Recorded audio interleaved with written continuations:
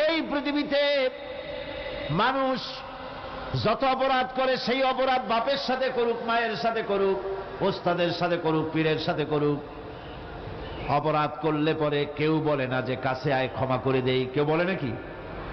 কেউ বলে না। আল্লাহ পাক এমন রহমান, এমন রহিম। বান্দা যখন গুনাহ করে আল্লাহ পাক গুনাহগারদেরকে ডাকেন, চুরি করেছিস, গুনাহ করেছিস, মদ খেয়েছিস, জিনা করেছিস, জুয়া খেলেছিস, হত্যা করেছিস, কুফরি করেছিস, শিরক করেছিস, যত রকমের পাপ করিস না কেন, ফিরে আয়, ফিরে আয়, চোখের পানি ফেল, আমি আল্লাহ রব্বুল আলামিন মাফ করে দেব। কোরআনে কারীম বলছে, ইল্লা মান তাবা ওয়া আমানা ওয়া আমিলা আমালান সালিহান ফাউলাইকা ইউবাদদিলুল্লাহু সাইয়্যাতিহিম হাসানাতিন ওয়া কানাল্লাহু গফুরার রহিমা। কিন্তু যে ব্যক্তি তওবা করেছে এবং ঈমান এনে পরবর্তীকালে ভালো কাজ করেছে, তাদের মন্দ কাজগুলি আল্লাহ পাক ভালো কাজ দিয়ে বদলায় দিবেন। এত বড় একটা কথা শুনে সুবহানাল্লাহ মুখ থেকে বেরোলো না? গুনাহগার যত গুনাহ করেছে সে যদি তওবা করে, ওই সব গুনাহ যদি না করে, তার সাইয়্যাতগুলি আল্লাহ পাক হাসানাত দিয়ে বদলায় দিবেন। মানুষেরা চুরি করে, ডাকাতি করে, জিনা ব্যভিচার করে, যা কিছুই করে থানায় ধরা পড়ে। থানায় ধরা পড়লে তারপরে তার বিরুদ্ধে চার্জশিট হলো, এরপরে তার জেল হলো, ছাড়া পেল, আবার অন্যায় করলো, আবার ধরা পড়লো, যতবার জেল হলো ততবার ছাড়া পেল, কিন্তু থানায় দাগী আসামিদের খাতায়, চোরের খাতায়, ডাকাতের খাতায় নামটা তার মোছা হয় না, থানায় নামটা থেকেই যায়। কিন্তু আল্লাহ রাব্বুল আলামিন এমন এক বিচারক, এমন রহমান, এমন রহিম।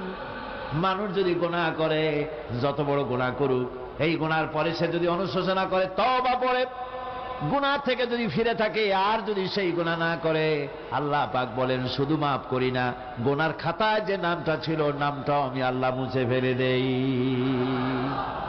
এই হচ্ছে রহমান, এই হচ্ছে রহিম, এই হচ্ছে তার অফুরন্ত দয়া, যে দয়ার কোনো শেষ নাই।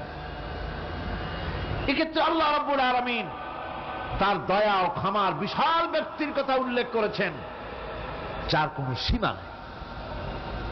কোরআনে কারীম বলছে, কুল ইয়া ইবাদিয়াল্লাযীনা আসরাফু আলা আনফুসিহিম লা তাকনাতু মির রাহমাতিল্লাহ।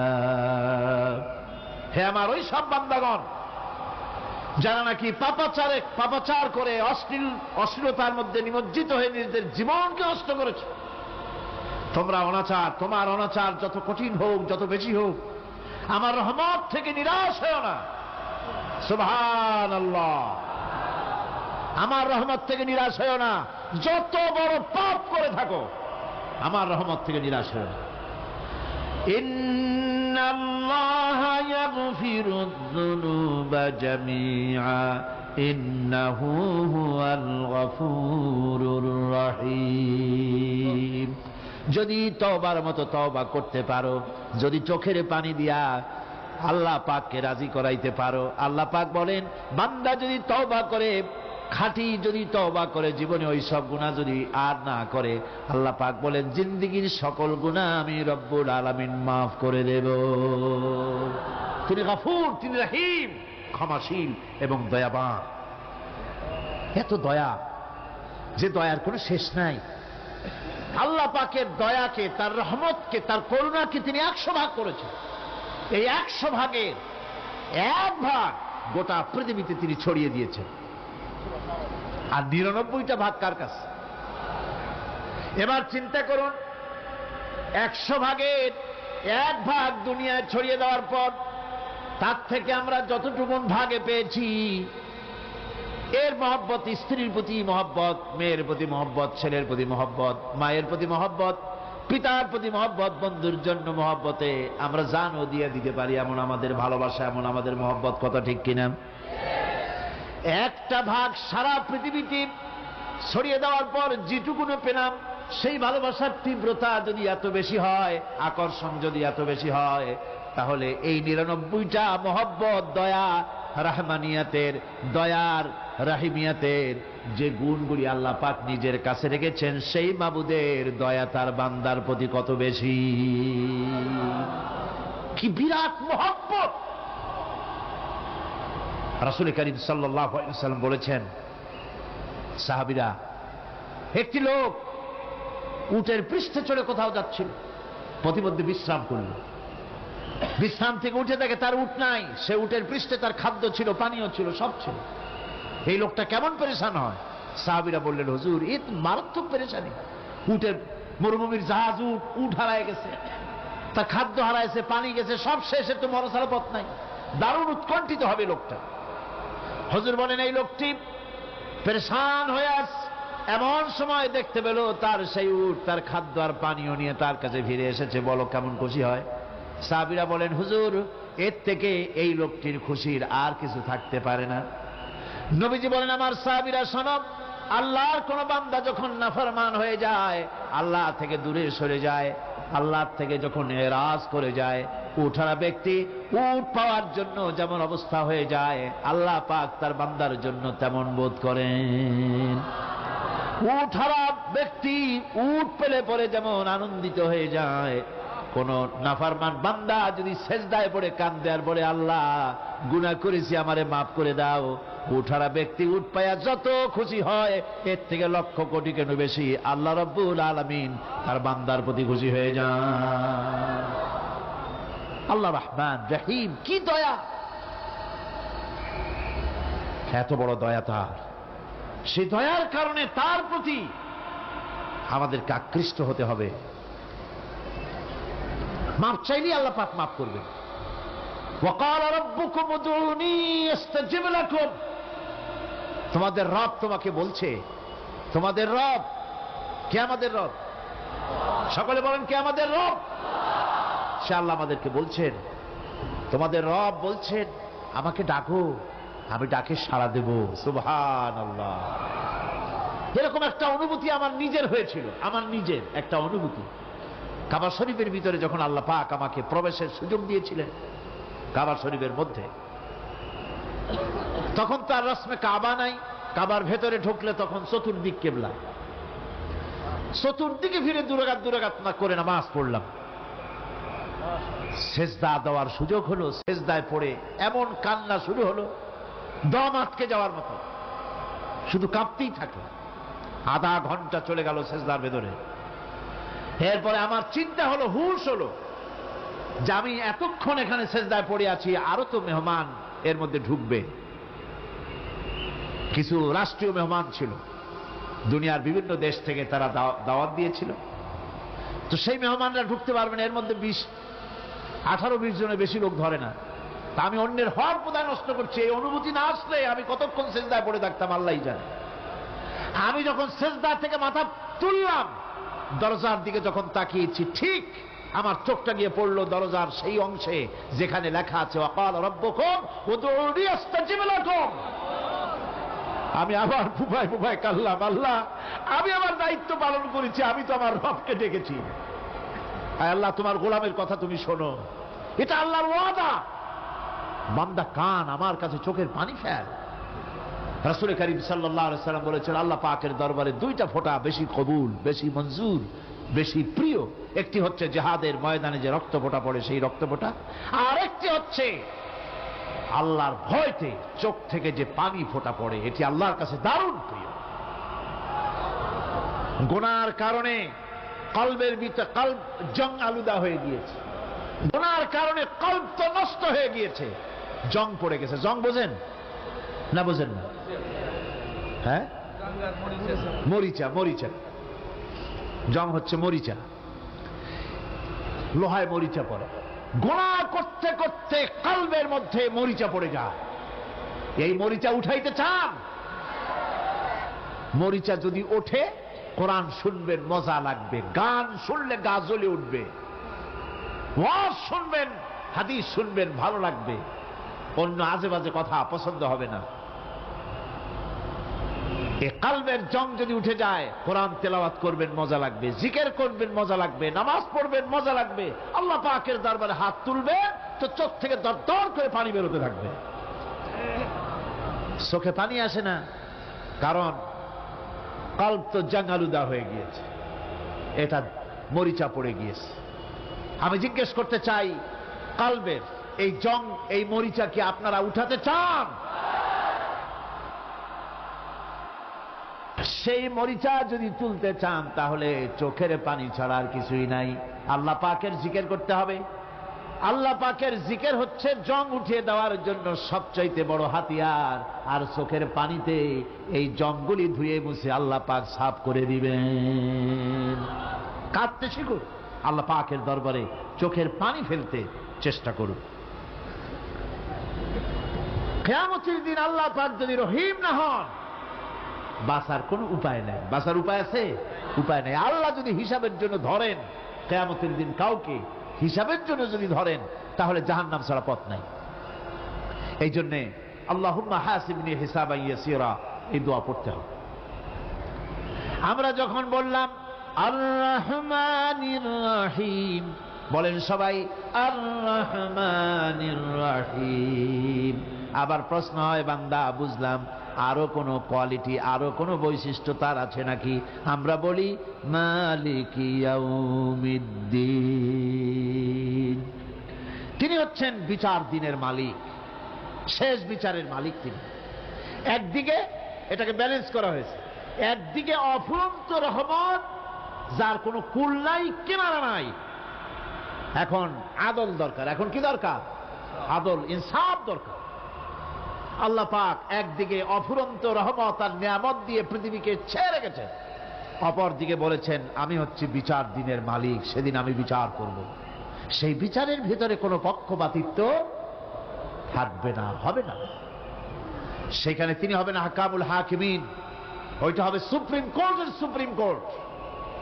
সেই পরকালে, সেই কিয়ামতের মাঠে আপনাকে আমাকে সকলকে উপস্থিত হতে হবে, নাকি হবে না? সবাইকে উঠতে হবে। এই দিন শব্দটি কোরআনে কারিমে বহু জায়গায় বলা হয়েছে এবং বিভিন্ন অর্থে ব্যবহার করা হয়েছে। যেমন দিন শব্দের অর্থ প্রভাব, প্রতিপত্তি, আধিপত্য, ইতাআত, বন্দিগি, দাসত্ব, আনুগত্য, নীতি, পথ, পন্থা, হিসাব, ফায়সালা, প্রতিদান, প্রতিফল। এরকম অনেক অর্থ, অনেক অর্থে দিন শব্দ কোরআনে কারিমের মধ্যে ব্যবহৃত হয়েছে।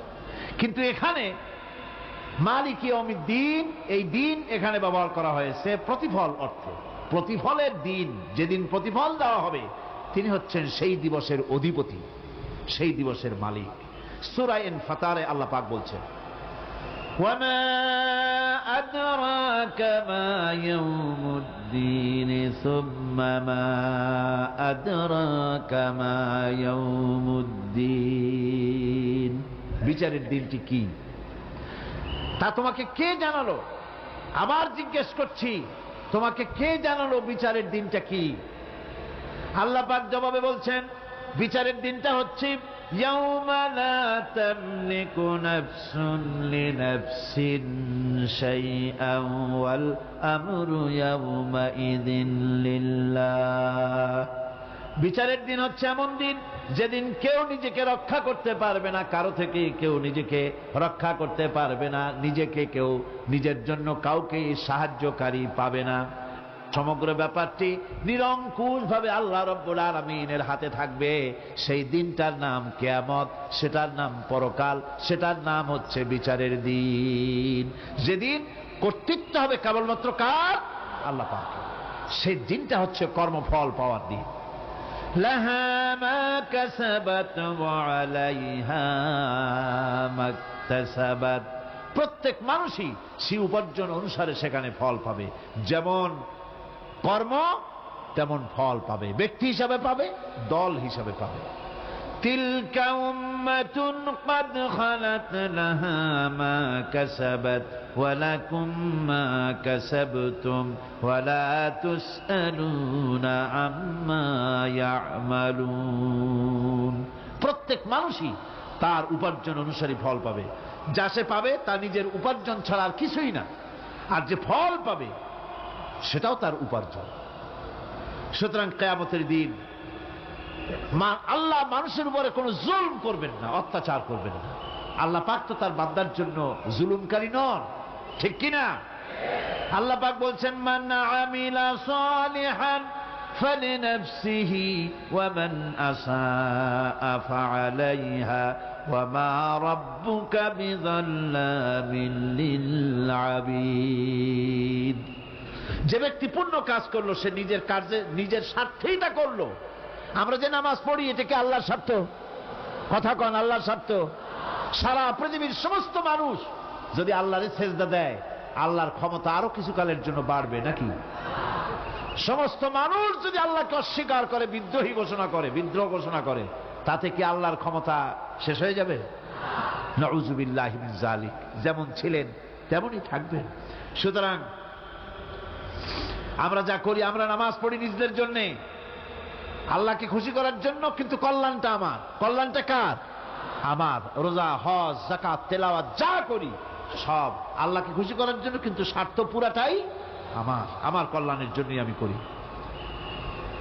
এবং আল্লাহ হচ্ছেন তিনি তোমাদের রব। ওমা রাব্বুকা বিযাল্লামিন লিল আবিদ। তোমাদের রব হচ্ছেন তিনি যিনি বান্দাদের উপরে কখনো অত্যাচার করেন না, জুলম করেন না, মেহেরবানি দিয়ে যিনি ছেয়ে রাখেন, তিনি হচ্ছেন আল্লাহ পাক।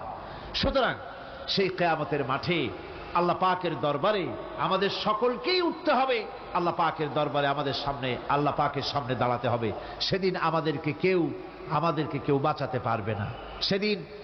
সেদিন আল্লাহ পাক এর দরবারে যেন আমরা আসামি না হই, সেজন্য এই পৃথিবীতে কোরআন অনুযায়ী আমাদের জীবন গড়তে হবে, সুন্নাহ অনুযায়ী জীবন গড়তে হবে। তাহলে পরকালে আল্লাহ পাকের কাছে নাজাত পাওয়া যাবে। বড় কঠিন জায়গা, বড়ই কঠিন জায়গা। আপনি ইউরোপে যান, আমেরিকায় যান, যেখানেই যান না কেন, বিদেশে গেলে সেখানে বন্ধু বান্ধব আছে, ফরেন কারেন্সি সংগ্রহ করে যেতে হয়। আর যদি বন্ধু বান্ধব না থাকে তাহলে ফরেন কারেন্সি তো সংগ্রহ করে নিয়ে যাবেনি, সেটা দিয়ে আপনার উপকার হবে। কিন্তু এমন একটা দেশে আমরা যাব, আমাদের সকলকে যেতে হবে। ওই দেশটার নাম কি? পরকাল। ওটার নাম কি? পরকাল। ওই পরকালে আমরা যে উঠব, সেখানে কোনো আত্মীয় স্বজন মিলবে না। আল ইয়াউমা লা ইয়ানফাউ মালু ওয়ালা বানুন। ধন, সন্তান, সন্ততি, সম্পদ কোনো কাজে লাগবে না কিয়ামতের মাঠে। সেদিন আমাদেরকে উঠতে হবে খালি হাতে। সেখানে উঠতে হবে, কোনো ফরেন কারেন্সি দিয়ে কাজ হবে না, বন্ধু বান্ধব মিলবে না, কারেন্সিও মিলবে না। এমন একটা কঠিন জায়গা যেখানে মাথার উপরে হবে প্রচন্ড সূর্যের কিরণ, পায়ের তলে হবে তামার মতো জমিন, সমস্ত মাঠ জুড়ে শুধু মানুষ চিল্লাবে, কাঁপতে থাকবে, চিল্লাইতে থাকবে, উলঙ্গিনী হয়ে কিয়ামতের মাঠে মানুষ আল্লাহর দরবারে উঠবে। হযরত আয়েশা সিদ্দিকা রাদিয়াল্লাহু তাআলা আনহা বলেছেন, হে রাসূল, তাহলে কি মানুষের শরম করবে না? হুজুর বললেন, শরমের অনুমতি তো থাকবে না। মানুষ সব আকাশের দিকে, ঊর্ধ্বের দিকে তাকিয়ে থাকবে, ভয়তে অস্থির হয়ে যাবে, কেউ কারো দিকে তাকাবার সময় পাবে না। এমন একটা বিভীষিকাময়, এমন একটা বিরাট জায়গায়, কঠিন জায়গায় আমাদের সকলকে উঠতে হবে। যাওয়ার আগে আল্লাহ পাক স্মরণ করিয়ে দিচ্ছেন, সূরা ফাতিহা প্রত্যেক নামাজে আমাদের স্মরণ করিয়ে দেয়, তিনি শুধু রহমান রহিমই নন, তিনি মালিক ইয়াউমিদ্দিন। তিনি কিয়ামতের দিন মানুষের বিচার করবেন। সে বিচারের মধ্যে পক্ষপাতিত্ব থাকবে না। সে বিচারটা বড় কঠিন হবে। কারো পয়সা যদি মারেন, কারো হক যদি নষ্ট করেন, তাহলে প্রতিটা পয়সার জন্য 70 রাকাত কবুল নামাজের সওয়াব দিতে হবে কিয়ামতের মাঠে। বাঁচা যাবে না সেদিন, উপায় হবে না। আল্লাহ পাক যার প্রতি রহম করবেন তিনি ছাড়া আর বাঁচার কোনো পথ থাকবে না।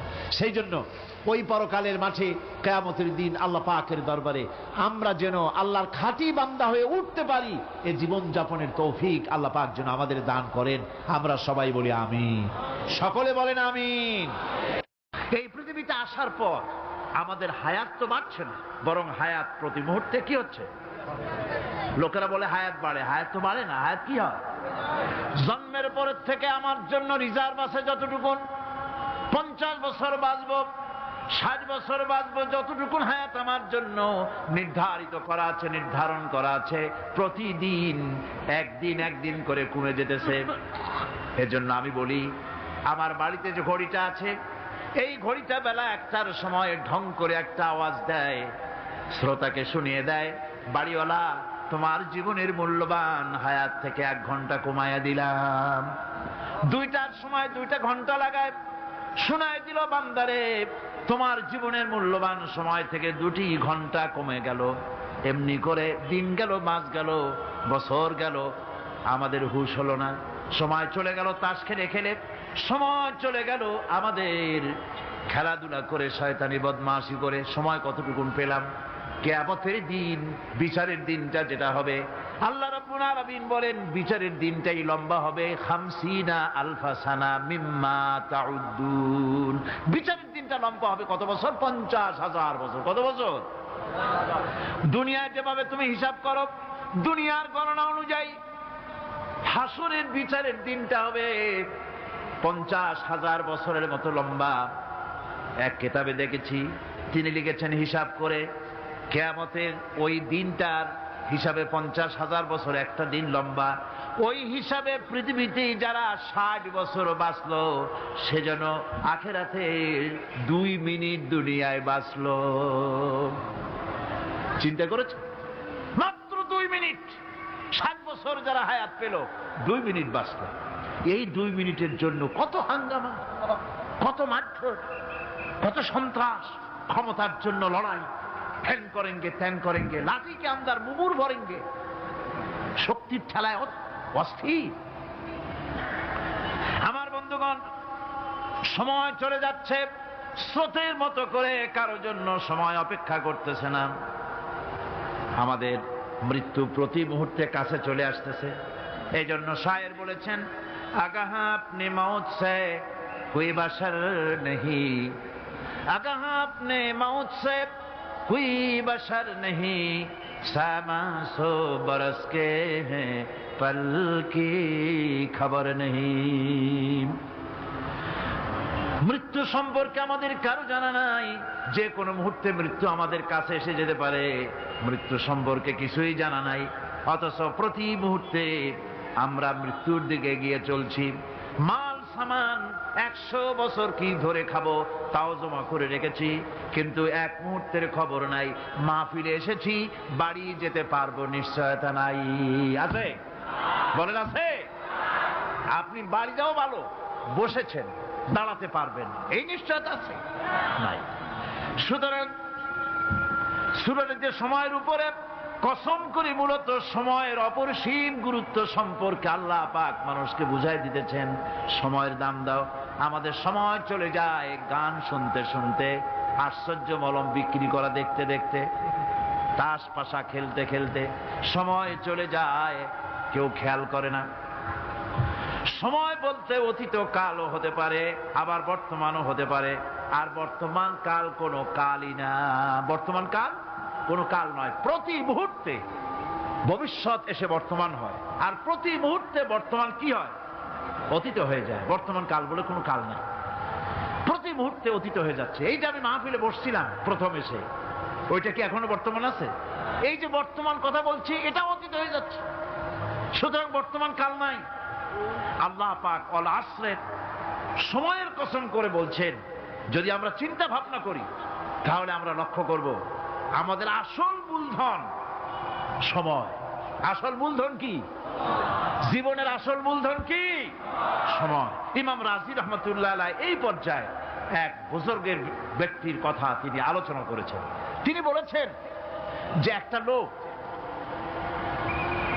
তিনি সূরা আল আসর এর ব্যাখ্যা তিনি বুঝতেছিলেন না। ব্যাখ্যাটা কি?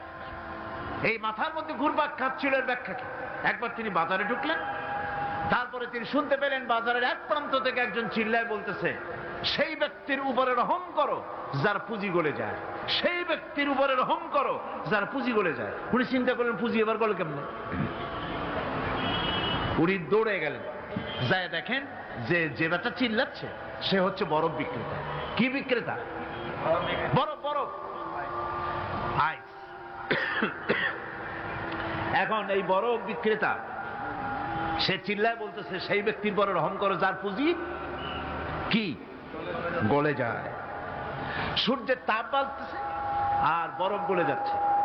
সে বুঝাতে চাচ্ছে যে আমার এই বরফটা জমাট থাকা অবস্থায় তোমরা কেউ কেনো, যেহেতু আমার পুঁজি তো এর মধ্যে আমি ইনভেস্ট করেছি।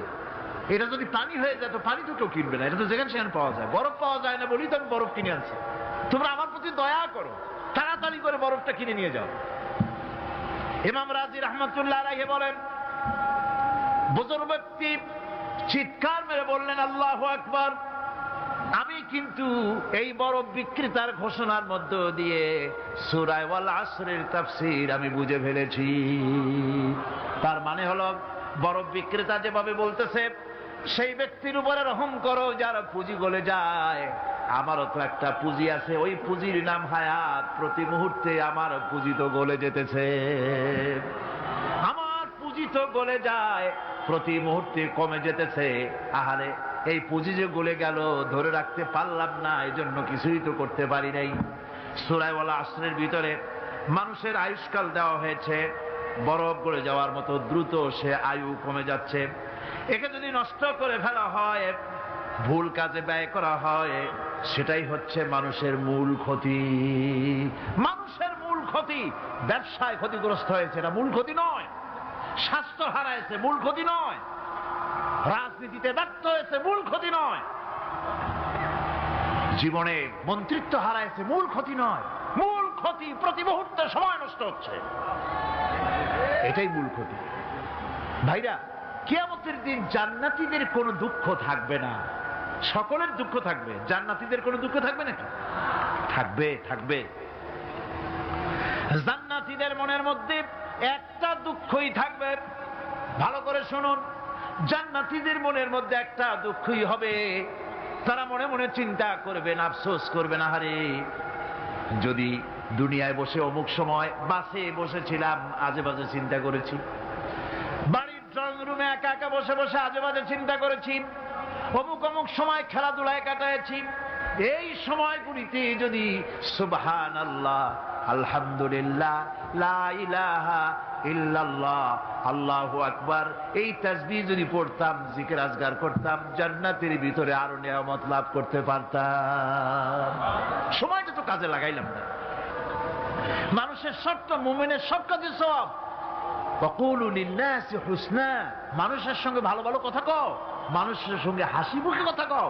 একজনের সাথে হাসি মুখে কথা বললেন, আপনার একটা সদকা দেওয়ার মতো সমান সওয়াব আমলনামায় লেখা হয়ে গেল। ভালো ভালো কাম করো। বন্ধুগণ, সময় দ্রুত গতিতে চলে যাচ্ছে, মানুষের জীবন ক্ষতিগ্রস্ত হচ্ছে। ক্ষতি থেকে বাঁচতে পারবে 4টা গুণ যার মধ্যে আছে, বাকি সব ক্ষতিগ্রস্ত হয়ে যাবে। আমার ভাইয়েরা, এই কথাগুলি বলে আল্লাহ পাক যেন এরকম একটা দৃষ্টান্ত দিলেন। আপনি যদি পরীক্ষার হলে গিয়া দেখেন, ছাত্ররা পরীক্ষা দিতেছে, পরীক্ষার জন্য নির্ধারিত সময় কতটুকুন? 3 ঘন্টা। 3 ঘন্টা। 3 ঘন্টা। আপনি গিয়ে দেখলেন কোন একজন পরীক্ষার্থী পরীক্ষা দিতে গিয়ে আর একদিকে তাকায় আছে, আকাশের তারা গুনতেছে, অথবা সে গল্প করতেছে, অথবা পরীক্ষা বাদ দিয়ে আজে বাজে কিছু লিখতেছে। আপনি যেমন তাকে, ওই ছেলেটাকে আনবো না, গাফেল ছেলেটাকে ঘড়ির দিকে তাকায় বলেন, এই ছেলে, ওই ঘড়ির দিকে তাকাও, দেখো তোমার সময় কিন্তু চলে যেতেছে, মাত্র 1 ঘন্টা, আর তুমি সময় নষ্ট করতেছো। আল্লাহ যেন স্নেহ পরবশে তামাম পৃথিবীর গোলামদেরকে, বান্দাদেরকে আঙ্গুল নির্দেশনা দিয়ে বলছেন, বান্দারা, প্রতি মুহূর্তে তোর জীবনের মূল্যবান সময় চলে যেতেছে, প্রতি মুহূর্তে সময় যাচ্ছে। আল ইনসান, ইনসান বলতে শুধু মুসলমান না, ইনসান বলতে কি মুসলমান শুধু না, আল ইনসান, মানব মণ্ডলী। বিশ্বের সমস্ত মানুষকে আল্লাহ বলছেন, হিন্দু, খ্রিস্টান, বৌদ্ধ, নাসারা, ইহুদি, মজুসি, মুসলমান, বিশ্বের সব মানুষকে আল্লাহ বলছেন। যেহেতু আল্লাহ স্রষ্টা, মানুষের ব্যাপারে সার্বিক কল্যাণময় কথা কে বলতে পারেন? কে বলতে পারেন? সে আল্লাহ রাব্বুল আলামিন বলছেন, সময় চলে যাচ্ছে, ও পৃথিবীর মানুষেরা। এই মানুষ বলতে আল্লাহ রাব্বুল আলামিন কোন ব্যক্তি, কোন গোষ্ঠী, কোন জাতিকে বলেন নাই, বলেছেন সমগ্র মানবতাকে। এর অর্থ হচ্ছে, সূরাটিতে উল্লেখ্য 4টি গুণ যদি আমল করতে পারে লোকেরা, যেই ব্যক্তি করবে, যেই সমাজ করবে, যেই রাষ্ট্র করবে, যেই গোষ্ঠী করবে, যেই জাতি করবে, তারাই ক্ষতি থেকে বেঁচে যাবে। আর যারা করবে না, তারা ক্ষতিগ্রস্ত হবে। কি হবে বলুন? এখন আল্লাহ পাকের কথা শুনুন। আল্লাহ পাক বলছেন ওয়াল আসরি ইন্নাল ইনসানা লাফি খুসর। খুসর, খুসরিন, এই যে খুসর, খাসারা, এই শব্দটা হচ্ছে আবিধানিক অর্থে ক্ষতি হচ্ছে লাভের বিপরীত। লাভের বিপরীত কি? ক্ষতি। নাফা, এই নাফার বিপরীত কি? নোকসান। খাসারাটা কি? নোকসান বলা হয় পুঁজি 50,000 খাটাইছিলাম, লাভ করতে পারি নাই, পুঁজি ঠিক আছে, এটাকে বলা হয় নোকসান। এটাকে কি বলা হয়? নোকসান। কিন্তু আমি পুঁজি খাটিয়েছিলাম 50,000 টাকা, লাভ তো হয়ই নাই, পুঁজিও চলে গেছে, আমও গেছে, ছালাও গেছে, আমও নাই, ছালাও নাই। এইটারে আরবিতে কি বলা হয়? খাসার। দেউলিয়া। দেউলিয়া হয়ে গেছে। দেউলিয়াটা বোঝেন ভালো আপনারা, দেউলিয়া হয়ে গেছে। কোরআন লাভ বা সাফল্যের ধারণা যেমন নিছক পার্থিব নয়, সমৃদ্ধির কথা শুধু পার্থিব নয়, জন্ম থেকে শুরু করে মৃত্যু পর্যন্ত কোরআনের লাভের কথা যখন বলা হয় তখন জন্ম থেকে মৃত্যু পর্যন্ত, আখিরাত পর্যন্ত, কিয়ামত পর্যন্ত। ক্ষতিটাও জন্ম থেকে শুরু করে মৃত্যু পর্যন্ত, কিয়ামত পর্যন্ত ক্ষতিটাও। এই ক্ষতি থেকে বাঁচবার জন্য কোরআনে কারিমে বিভিন্ন জায়গায় এই খাসারা শব্দ ব্যবহার করা হয়েছে। আল্লাহ রাব্বুল আলামিন বলছেন ওয়ামান খাফফাত মাওয়াজিনুহু ফাউলাইকাল্লাযীনা খাসিরু আনফুসাহুম বিমা কানু বিআয়াতিনা ইয়াযলিমুন। যাদের পাল্লা ভারী হবে কিয়ামতে তারাই হবে সফলকাম, আর যাদের পাল্লা হালকা হবে, নেকির পাল্লা, নেকির পাল্লা যাদের হালকা হবে তারা হবে ক্ষতিগ্রস্ত। তারা নিজেদের ক্ষতি নিজেরাই ক্ষতি সাধনকারী হবে কিয়ামতের দিন। কাজে মানুষের জীবনের সমুদয় কার্যাবলীর ভালো অংশ যদি খারাপ অংশের উপরে বিজয়ী হয়, তারপরে খারাপ অংশ পাওনাদারদের দিয়ে টিয়া, এরপরে যদি নেকি কিছু বাকি থাকে তাহলে বোঝা গেল লোকটা কিয়ামতে নাজাত পাবে। আর যদি ভালো কাজের উপরে খারাপ কাজ বিজয়ী হয়ে যায় আর সমস্ত পাওনাদারদেরকে পাওনা মিটাইয়া তারপরেও পাপ বাকি থেকে যায়, এক চাইতে খাসারা পৃথিবীতে আকাশে জমিনে কিছুই আর হবে না। এর থেকে বাঁচার জন্য আল্লাহ পাক এই খাসারা থেকে বাঁচার জন্যই মানুষকে এই কথা বলছেন। এই কথাটি কোরআনে কারিমের অন্য একটি আয়াতে আরো সুন্দর করে বলা হয়েছে। যারা নাকি এই দুনিয়ার বুকে যারা নিজেদের পুঁজি খাটাইছে, জীবনের পুঁজি সুদ কামাইতে খাটালো, জীবনের পুঁজি খাটালো হারাম কামাইয়ের ভিতরে, অন্যায় কাজের ভিতরে, যারা জীবনের পুঁজিকে আল্লাহর দ্বীনের কাজে লাগাতে পারে নাই, তাদের সম্পর্কে বলা হচ্ছে হাসিরাত দুনিয়া ওয়াল আখিরাতা যালিকা হুয়াল খুসরানুল মুবিন। হাসিরাত দুনিয়া ওয়াল আখিরা, দুনিয়াও ক্ষতিগ্রস্ত, আখিরাতেও ক্ষতিগ্রস্ত। এটা হচ্ছে তার জন্য সুস্পষ্ট ক্ষতি, এর থেকে বড় ক্ষতি আর কিছুই হতে পারে না। আল্লাহ পাক কোরআনে কারীমে অন্যত্র বলেছেন وَنُنَزِّلُ مِنَ الْقُرْآنِ مَا هُوَ شِفَاءٌ وَرَحْمَةٌ لِّلْمُؤْمِنِينَ وَلَا يَزِيدُ الظَّالِمِينَ إِلَّا خَسَارًا। আমি এই কোরআন অবতরণের পরিক্রমায় এমন সব বিষয় অবতীর্ণ করেছি যা মুমিনদের জন্য নিরাময় এবং তাদের জন্য রহমত, আর জালিমদের জন্য ক্ষতি ছাড়া আর কিছুই বৃদ্ধি পায় না। জালিমদের জন্য ক্ষতি বৃদ্ধি পায়, আর যারা মুমিন তাদের জন্য এর মধ্যে নিরাময় আছে, এর মধ্যে রহমত আছে। অর্থাৎ যারা এই কোরআনকে যারা নিজেদের আইনের কিতাব হিসাবে গ্রহণ করেছে, কোরআনকে তাবিজের কিতাব হিসাবে নয়, ধর্মীয় কিতাব হিসাবে নয়, কোরআন সংবিধান। কোরআন কি? কোরআনকে যারা সংবিধান হিসাবে মেনে নিয়েছে, কোরআনকে যারা সংবিধান হিসাবে গ্রহণ করলো ব্যক্তি, পরিবার, সমাজ, রাষ্ট্রে, তাদের যাবতীয় মানসিক, বুদ্ধিবৃত্তিক, নৈতিক, তামাদ্দুনিক রোগের নিরাময় হবে, এর দ্বারা শান্তি হবে। কিন্তু যেসব জালিম এই কোরআনকে প্রত্যাখ্যান করেছি। কোরআনকে যারা মৌলবাদীদের কিতাব বলে, কোরআনের কথা বললে মৌলবাদ বলে গাল দেয়, তারা তাদের কপালকে পোড়াইয়া ছাই বানাইয়া দিছে, তাদের কপাল ভস্মীভূত করে দিয়েছে। যে ব্যক্তি আল্লাহর সঙ্গে বিদ্রোহ করেছে আর পরকালের জন্য পাথর জোগাড় করে নাই, দুনিয়াকে অগ্রাধিকার দিল, পরকালকে ভুলে গেল, তার জায়গা হলো জাহান্নাম।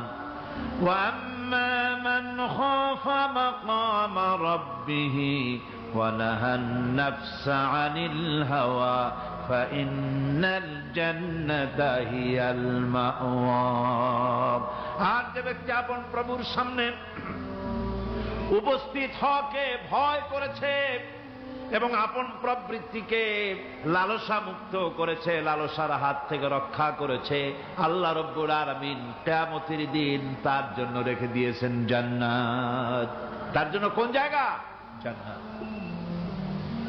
আমাদেরকে পরকাল ভিত্তিক জীবন যাপন যদি করি তাহলে কবরের জবাবগুলি খুব আসান হবে। আর যদি পরকাল ভিত্তিক জীবন যাপন না হয়, কবরটা মুসিবত হয়ে যাবে। হযরত ওসমান রাদিয়াল্লাহু তাআলা আনহু কবরের কাছে গিয়ে খুব কাঁদতেন। সাহাবায়ে কেরাম প্রশ্ন করেছেন, হুজুর, রাসূল করিম সাল্লাল্লাহু আলাইহি ওয়াসাল্লাম যখন জান্নাত ও জাহান্নামের ওয়াজ করেন তখনও তো এত বেশি আপনি কাঁদেন না, যত বেশি কাঁদেন কবরের কাছে এসে, কারণ কি? হযরত ওসমান রাদিয়াল্লাহু তাআলা আনহু বলতেন, আমার সাথীরা, আমি আমার হাবিবের কাছে, আল্লাহ রাব্বুল আলামিনের রাসূলের কাছে আমি শুনেছি এই কবরটাই হলো প্রথম স্টেশন, এই কবরটাই হলো প্রথম ইমিগ্রেশন কাউন্টার। এই জায়গায় কেউ যদি ধরা পড়ে যায়, কারো যদি চার্জশিট হয়ে যায়, সব জায়গায় ধরা পড়ে যাবে, হাসরে মিজানে সিরাতে কোনো জায়গায় নাজাত পাবে না। আর এই কবরটা যদি কেউ মুক্তি পেয়ে যায়, মিজান সিরাত হাসর সব জায়গা থেকে আল্লাহ তারে ভালোভাবে পার করে দিবেন। এটা হলো আসল জায়গা, মারাত্মক জায়গা, খুব মারাত্মক জায়গা। আমি এটাকে ইমিগ্রেশন কাউন্টার বলেছি আমার ভাষায়। ইমিগ্রেশন কাউন্টার যারা বিদেশ ভ্রমণ করেছেন তারা জানেন। লন্ডন যাবেন, আমেরিকা যাবেন, সৌদি আরব যাবেন, যে কোনো বিদেশে যাবেন, গেলেই পাসপোর্ট তারা দেখবে। পাসপোর্টে আপনার ন্যাশনালিটি কোনটা সেটাই তারা জানতে চাইবে। আপনি কোন দল করেন এটা তারা জানতে চাইবে না, আপনার আইডেন্টিটি কি তারা জানতে চাইবে। তারপরে যদি স্যাটিসফ্যাক্টরি হয় আপনাকে ভিসা দিয়ে ভেতরে ঢুকবার ব্যবস্থা করে দেবে। আর যদি তারা স্যাটিসফাইড না হয় তাহলে আপনাকে মেহমানখানায় ঢুকানো হবে গ্রেফতার করে। কবর হচ্ছে এ ধরনের একটি ইমিগ্রেশন কাউন্টার। কবরের ভিতরে মানুষ যখনই রাখা হবে সঙ্গে সঙ্গে দুজন ফেরেশতা আসবে। কবরের কাছে যারা এসেছিল দাফন হয়ে যাওয়ার পর এই লোকগুলি 40 কদম যেতে যতক্ষণ লাগে এর মধ্যেই দুজন ফেরেশতা এসে যাবে, এসে জিজ্ঞেস করবে, মান রব্বুকা, তুমি কোন দল করতে? ওটা তাদের জানার দরকার নাই। ব্যবসা করতেন না চাকরি করতেন প্রয়োজন নেই। প্রথমেই জিজ্ঞাসা করা হবে ন্যাশনালিটি, প্রথমেই জিজ্ঞাসা করা হবে তার ন্যাশনালিটি সম্পর্কে, তার আইডেন্টিটিটা কি, এবং সেটাকে সত্যায়িত করার জন্য, বোঝার জন্য 3টি প্রশ্ন। প্রথম প্রশ্ন, মান রব্বুকা ওয়া মা দীনুকা ওয়া মান নাবিয়্যুকা, তোমার রব কে, তোমার দ্বীন কি, তোমার নবী কে। যদি এই ব্যক্তি বেঈমান হয়, মুনাফিক হয়, সে বলবে হায় হাতা লা আদরি, হায় হাতা লা আদরি, জানি না আমার রবকে, আমি জানি না। তোমার দিন কি, দিন কারে কয় বুঝি না। এরপরে আল্লাহর নবী জনাবে মুহাম্মদ রাসূলুল্লাহ সাল্লাল্লাহু আলাইহি ওয়াসাল্লামকে দেখানো হবে, বলা হবে মা কুনতা তাকুলু ফি হাদার রাজুল, এই ব্যক্তি সম্পর্কে তোমার ধারণা কি নিকে, বলবে আমি চিনি না। নাউযুবিল্লাহ। বাস, এরপরে তার যা হবার তাই শুরু হয়ে যাবে। আর যদি বান্দাটা মুমিন হয়, প্রশ্ন করা হবে মান রব্বুকা, জবাব দেবে রব্বি আল্লাহ, আমার রব আল্লাহ রাব্বুল আলামিন। ওয়া মা দীনুকা, দীনুনা ইসলাম, আমার দিন হচ্ছে ইসলাম। এরপরে আল্লাহর নবীকে দেখানো হবে। কয়েক রকমের বর্ণনা আছে। কোন বর্ণনায় আছে হুজুরের আকারে দেখানো হবে, অথবা রাসূলকে সরাসরি দেখানো হবে। বলা হবে মা কুনতা তাকুলু ফি হাযার রাজুল, এই লোকটি সম্পর্কে ধারণা কি? মুমিন ব্যক্তি বলবে হাযা নবিয়ুনা মুহাম্মাদুর রাসূলুল্লাহ সাল্লাল্লাহু আলাইহি ওয়াসাল্লাম, ইনি আমার তো সেই নবী মুহাম্মাদুর রাসূলুল্লাহ সাল্লাল্লাহু আলাইহি ওয়াসাল্লাম। আমরা যেন এই রকমের জবাব দিতে পারি, আল্লাহ কবুল করো। সকলে জোরে কোন আমিন। জবাব হয়ে যাওয়ার পর গায়ব থেকে আওয়াজ আসবে, ফাফরিশু বিল জান্নাতি ওয়ালবিসু বিল জান্নাহ, ও আমার ফেরেশতারা, আমার এই বান্দাকে জান্নাতের পোশাক পরাইয়া দাও আর কবরটাকে জান্নাতের বিছানা বিছাইয়া দাও। জান্নাতের পোশাক পরাইয়া দাও, জান্নাতের বিছানা বিছাইয়া দাও। ইলা মাদ্দা বাসারিহি, তার চোখের দৃষ্টি যতদূর যায় কবরটা ততটা প্রশস্ত করে দাও। এরপর বেহেশতের পোশাক পরাইয়া, বেহেশতের বিছানা বিছায়া ফেরেশতা বলবে নম কানাউমুল উরুস, ঘুমিয়ে যাও। দুলামিয়া যেমন বাসর সজ্জায় নতুন বউ নিয়ে আরামে ঘুমায়, এরকম আরামে ঘুমায় যাও। ইলা ইয়াউমিল কিয়ামা, কিয়ামত পর্যন্ত ঘুমায় থাকো, আরামে ঘুমিয়ে থাকবে। এরপরে সিংহায় ফুৎকার হবে। সিংহার ফুৎকারের আওয়াজে তার ঘুম ভেঙে যাবে। বলবে ইয়া ওয়াইলানা মান বা'সানা মিন মারকাদিনা, হায় আফসোস, আমার এত আরামের ঘুম থেকে কে আমাকে জাগ্রত করলো, আমার ঘুমটারে নষ্ট করলো কে? আওয়াজ আসবে হাযা মা ওয়াদার রহমান ওয়া সাদাকাল মুরসালুন, এটা হচ্ছে রহমানের সেই ওয়াদা, আর মুরসালিনরা নবীরা সত্য কথাই বলেছিলেন, সেই কিয়ামত অনুষ্ঠিত হচ্ছে। আমার বন্ধুগণ, সেজন্য এই দুনিয়ার মোহে পড়ে থাকলে পরে দুনিয়ায় যারা অগ্রাধিকার দিবে দুনিয়াকে পরকালের তুলনায়, জবাব দিতে পারবে না কবরের ভিতরে গিয়া। আর যারা পরকালকে অগ্রাধিকার দিবে, দুনিয়ার চাইতে পরকালকে বেশি অগ্রাধিকার দেবে, আর আল্লাহর ভয় কলিজার ভিতরে রাখবে, কবরের জবাব সঠিকভাবে দিতে পারবে, কিয়ামতের দিন আল্লাহ রাব্বুল আলামিন তাদের জন্য জান্নাত দান করবেন। জোরে বলেন আমিন। দুনিয়াটা হচ্ছে দুনিয়া যেখানে আমরা আছি। আমি আগেই বলেছি দুনিয়া হচ্ছে আদনা শব্দ থেকে এর উৎপত্তি হয়েছে। তুচ্ছ, নিকৃষ্ট, এটার দাম নাই, এটার মূল্য নাই। হযরত ইবনে কাইয়িম রাহিমাহুল্লাহ নওয়ারাল্লাহু মারকাদাহু ওয়া জাআলাল জান্নাতা মাসওয়াহু, হযরত ইবনে কাইয়িম তিনি বলছেন, সুন্দর করে বলছেন দুনিয়া সম্পর্কে, মা মাযা ফিদ দুনিয়া আহলামুন ওয়া মা বাকিয়া মিনহা আমানি ওয়াল ওয়াক্তু বাইনাহুমা দায়ুন। মা মাযা ফিদ দুনিয়া আহলামুন, জীবনের যে অংশ ফেলে এসেছি সেটা আজ একটা স্বপ্ন।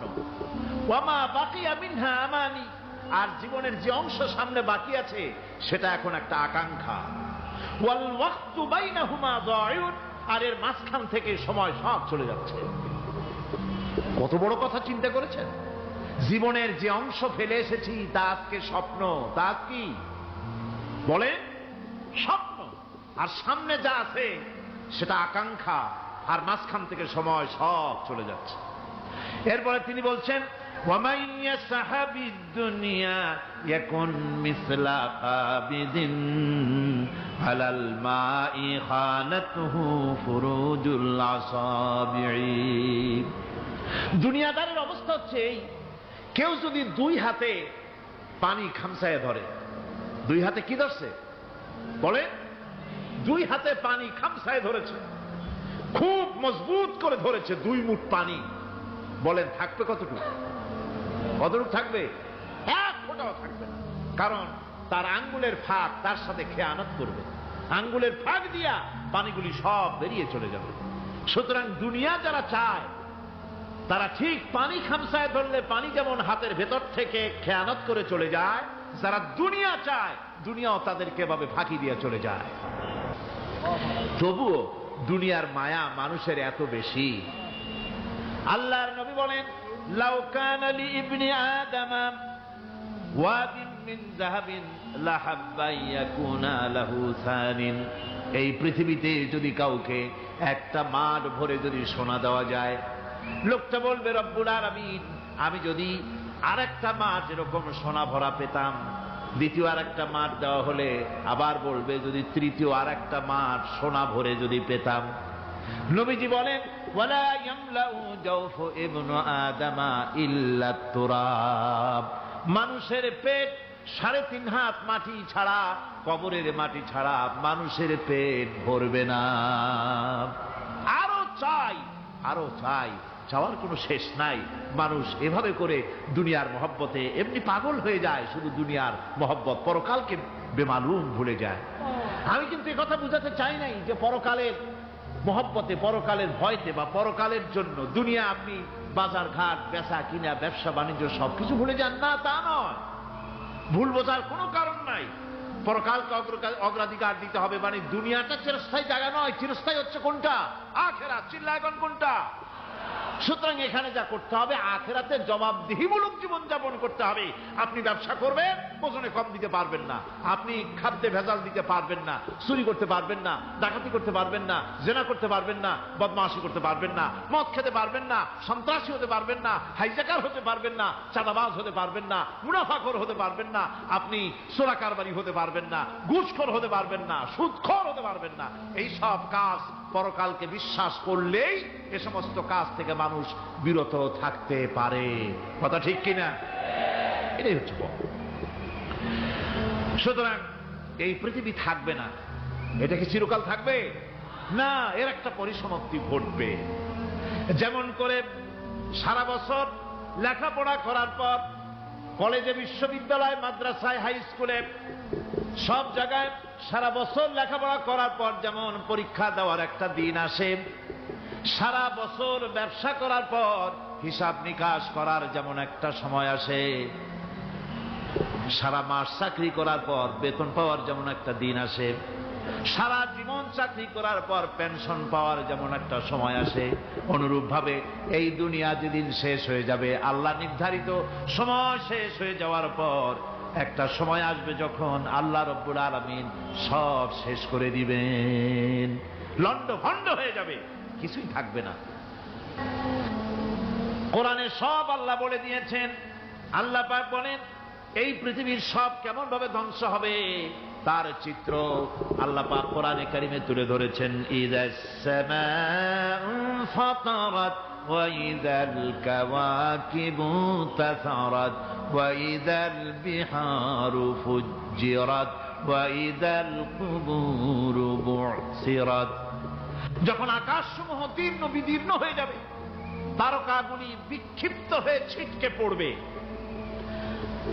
আর সমুদ্রগুলি উচ্ছ্বসিত হয়ে পড়বে, কবরগুলি সব তার ভেতরে যা আছে উদ্গীরণ করে দেবে, তারকাগুলি স্থিমিত হয়ে যাবে। এরপরে সমস্ত আকাশগুলি কাতাইয়্যিস সিজিল্লিল কুতুব, কিতাবের পৃষ্ঠার মতো একটার পরে একটা ঠাস ঠাস করে পড়তে থাকবে, চূর্ণ বিচূর্ণ হয়ে ভেঙে চুরে একাকার হয়ে যাবে। পাহাড়গুলিকে উড়িয়ে দেওয়া হবে, চন্দ্র এবং সূর্য একাকার হয়ে যাবে। আল্লাহ রাব্বুল আলামিন বলেন ফাইদা বারিকাল বাসার ওয়া খাসাফাল কমার ওয়া জুমিআশ শামসু ওয়াল কমর। চক্ষু যখন বিস্ফারিত হয়ে যাবে, চাঁদ যখন তার আলো হারিয়ে ফেলবে, সূর্য যখন তার আলো হারিয়ে ফেলবে, চাঁদ আর সূর্য সব একাকার হয়ে যাবে, সেই সময়ের অবস্থাটা কি চিন্তা করো। মানুষ হয়রান হয়ে দৌড়াদৌড়ি করবে। ওয়াহুমিলাতিল আরদু ওয়াল জিবালু ফাদুক্কাতা দাক্কাতান ওয়াহিদা। জমিন এবং পাহাড়গুলির মধ্যে আল্লাহ রাব্বুল আলামিন সংঘর্ষ বাঁধিয়ে দিবেন, পাহাড়গুলি ভেঙে চুরে টুকরা টুকরা হয়ে যাবে, পাহাড়গুলি উঁচু করে জমিনের উপরে আছাড় মেরে আল্লাহ রাব্বুল আলামিন ভেঙে চুরে চুরমার করে দিবেন। সুবহানাল্লাহ। ওয়া তাকুনুল জিবালু কালইহনিল মানফুশ, পাহাড়গুলো পেঁজা ধোনা তুলার মতো করে উড়িয়ে দেওয়া হবে। আল-ইয়াওমা লা ইয়ানফাউ মালুন ওয়ালা বানুন। কিয়ামতের দিন দিন ধন সন্তান সন্ততি আর সম্পদ কোনো কাজে লাগবে না। সেদিন শুধু আমল, আমল যদি ভালো হয় কাজে লাগবে, আমল খারাপ হবে সব শেষ হয়ে যাবে।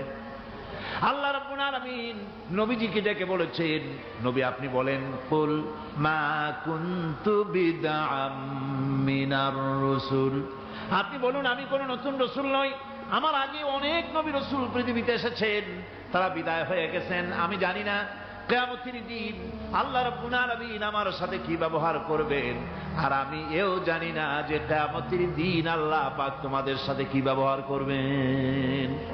এই আয়াত নাযিল হওয়ার পর আল্লাহর হাবিব তার মেয়েকে ডাকলেন, জামাইকে ডাকলেন, নাতিদেরকে ডাকলেন, আহলে বাইতদেরকে ডাকলেন, আর বললেন, ও আমার মেয়ে কলিজার টুকরা ফাতেমা গো শোনো, কেবলমাত্র আয়াত নাযিল হয়ে গেল, আল্লাহ পাক আমাকে শোনায়ছেন কিয়ামতের দিন আমি জানি না আমার সঙ্গে কি ব্যবহার করা হবে, আর এও জানি না যে তোমাদের সাথে কি ব্যবহার করা হবে।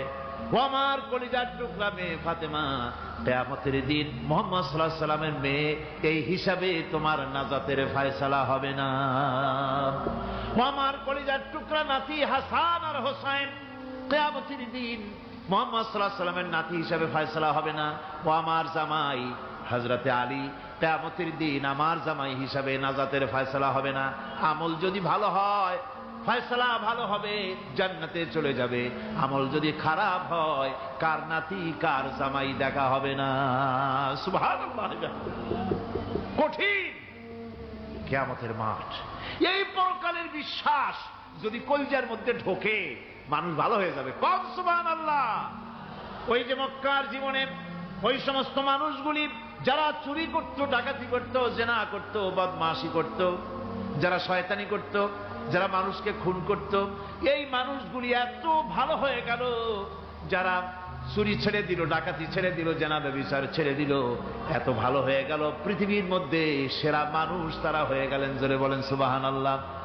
নবীর সাহাবীরা পৃথিবীর শ্রেষ্ঠ সন্তান, নবীর সাহাবীরা পৃথিবীর সেরা মানুষ, তাদের চাইতে সেরা মানুষ নবীদের পরে আর কেউ হতে পারে না। জোরে কোন সুবহানাল্লাহ। নবীর পরে পৃথিবীতে শ্রেষ্ঠ মানুষ কারা? সাহাবায়ে কেরাম রিদওয়ানুল্লাহ তাআলা আলাইহিম আজমাইন। ওনারা তো কুফরের মধ্যে ছিলেন, শিরকের মধ্যে ছিলেন, চুরি ডাকাতি জেনা ব্যভিচার এমন কোন পাপ নাই যা করা হয়নি। তারপরে যখন আল্লাহর নবীর কাছ থেকে তাওহীদ, রিসালাত ও আখিরাতের দাওয়াত পেলেন, কি সোনার মানুষ এক একজন হয়ে গেলেন। সুবহানাল্লাহ। যারা ছিলেন নারীর সতীত্বের জম, তারা হয়ে গেলেন নারীর সতীত্বের পাহারাদার। যারা মানুষের মাল চুরি করত, ডাকাতি করত, তারা রাতভর মানুষের মালের পাহারা দিল, মানুষের রক্তের পাহারা দিল। সুবহানাল্লাহ বিহামদি। রক্ত সম্পদের পাহারা দিল। রাসূল বললেন, খায়রুল কুরুনে কারনি, সর্বশ্রেষ্ঠ যুগ তো আমার যুগ। বন্ধুগণ, এরপরে একটা জীবন আসবে ওই কিয়ামতের ময়দানে। এই পরকালের বিশ্বাসটা গুরুত্বপূর্ণ ব্যাপার, আমাদের সব কিছুর হিসাব দেওয়া লাগবে। আল্লাহ পাক বলেন, ইন্নাস সামআ ওয়াল বাসারা ওয়াল ফুআদা কুল্লু উলাইকা আনহু মাসউলা। নিঃসন্দেহে মানুষের শ্রবণ শক্তি, দর্শন শক্তি এবং তার অন্তঃকরণের কল্পনা সম্পর্কে আল্লাহ রাব্বুল আলামিনের কাছে জিজ্ঞাসিত হতে হবে। কান দিয়া কি করেছিলা, চোখ দিয়া কি করেছিলা, মুখ দিয়া কি করেছিলে, হাত দিয়ে কি করেছিলে, সবকিছুর জবাব আল্লাহ রাব্বুল আলামিনের কাছে দিতে হবে। সবটার জবাব দিতে হবে, কোনো কিছু বাদ যাবে না। এমনকি মনের ভিতরে যে কল্পনা আমরা করি, এই কল্পনার হিসাবও আল্লাহর দরবারে দিতে হবে। কোরআনে কারীম বলছে, ওয়া ইন তুবদু মা ফি আনফুসিকুম আও তুখফুহু ইউহাসিবকুম বিহিল্লাহ। মনের ভিতরে তুমি যেটা কল্পনা করো সেটা প্রকাশ করো, অথবা তুমি গোপন রাখো, যাই তুমি করো না কেন, আল্লাহ রাব্বুল আলামিন এর হিসাবও তোমার কাছে নেবেন। ফায়াগফিরু লিমান ইয়াশাউ ওয়া ইউআযযিবু মান ইয়াশাউ ওয়াল্লাহু আলা কুল্লি শাইইন কাদির। মহান আল্লাহ পাক বলেন, করার পর তোমার মনের ভিতরে কি কল্পনা করেছিলে ওইটার হিসাব আমি নেব। হিসাব নেওয়ার পর যারে খুশি ক্ষমা করে দেব, যাকে খুশি শাস্তি প্রদান করব। সবকিছুর উপরে আল্লাহ রব্বুল আলামিন শক্তিমান। কোরআনে কারীমের মধ্যে আল্লাহ পাক এই পৃথিবীর বুকে যারা আরামে টাটকা সুখগুলি আরামগুলি যারা বর্জন করে আল্লাহ রব্বুল আলামিনকে বিশ্বাস করে যারা জীবন পরিচালনা করেছে, আল্লাহ পাক তাদের জন্য জান্নাত রেখেছেন এবং তাদের জন্য বলছেন সাবিকু ইলা মাগফিরাতিন মির রাব্বিকুম ওয়া জান্নাতিন আরদুহা কাআরদিস সামাই ওয়াল আরদ উইদ্দাত লিল্লাযীনা আমানু বিল্লাহি ওয়া রাসূলিহি। আল্লাহ পাক বলেন প্রতিযোগিতা করো আল্লাহর মাগফিরাত কামনার জন্য আর জান্নাতে যাওয়ার জন্য প্রতিযোগিতা করো, আল্লাহর রহমত পাওয়ার জন্য সৎ কাজের প্রতিযোগিতা করো, তাহলে আল্লাহ রাব্বুল আলামিন তোমাদেরকে ক্ষমা করবেন আর তোমাদের জন্য এমন জান্নাত দিবেন যেই জান্নাত আকাশের বিশালতার জমিনের বিশালতার মতো।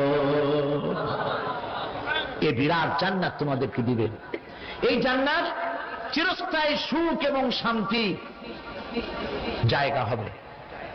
মাসালুল জান্নাতিল্লাতী উইদাল মুত্তাকুন ফিহা আনহারুম মিন মাইন গায়রি আসিলিন ওয়া আনহারুম মিন লাবানিন লাম ইয়াতাগায়্যার তা'আমুহু। আল্লাহ পাক বলছেন জান্নাত আল্লাহ পাক ওয়াদা করেছেন মুত্তাকীদের জন্য। আল্লাহ পাক জান্নাত দিবেন যে জান্নাতের ভেতরে রয়েছে মধুর প্রস্রবণ, রয়েছে দুধের প্রস্রবণ, রয়েছে সেখানে স্বচ্ছ পানীয় পানির প্রস্রবণ রয়েছে। এই সুন্দর জান্নাত ঝর্ণা ধারা আল্লাহ পাক সৃষ্টি করেছেন, বাগ বাগিচা দিয়ে ভরে রেখেছেন জান্নাত। সেই জান্নাতে জান্নাত হবে এয়ার কন্ডিশন, রৌদ্রের তাপ হবে না সেখানে, রৌদ্রের খরতাপ হবে না সেখানে, ঠান্ডার প্রচন্ডতা থাকবে না। কিরকম হবে জায়গাটা? আল্লাহ পাক বলছেন মুত্তাকিনা আলাল আরাইকি লা ইয়ারাউনা ফিহা শামসান ওয়ালা জামহারিরা ওয়া দানিয়াতান আলাইহিম যিলালুহা ওয়া যুল্লিলাত কুতুফুহা তাযলীলা। আল্লাহ পাক এমন জান্নাত রেখেছেন, সেই আল্লাহ পাক সেই জান্নাতের ভিতরে জান্নাতীরা ঠেস লাগায়া মুখোমুখি অবস্থায় তারা সেখানে বসবে, আর জান্নাতীদের মনের মধ্যে কোনো দুঃখ থাকবে না, পেরেশানি থাকবে না। পৃথিবীতে মানুষের দুঃখ থাকে, পেরেশানি থাকে, সেখানে কোনো দুঃখ আর পেরেশানি থাকবে না। সেই জায়গাটা হবে শীতাতপ নিয়ন্ত্রিত, না শীত না গরম, চির বসন্ত বিরাজ করবে। জান্নাতীরা সেখানে থাকবে।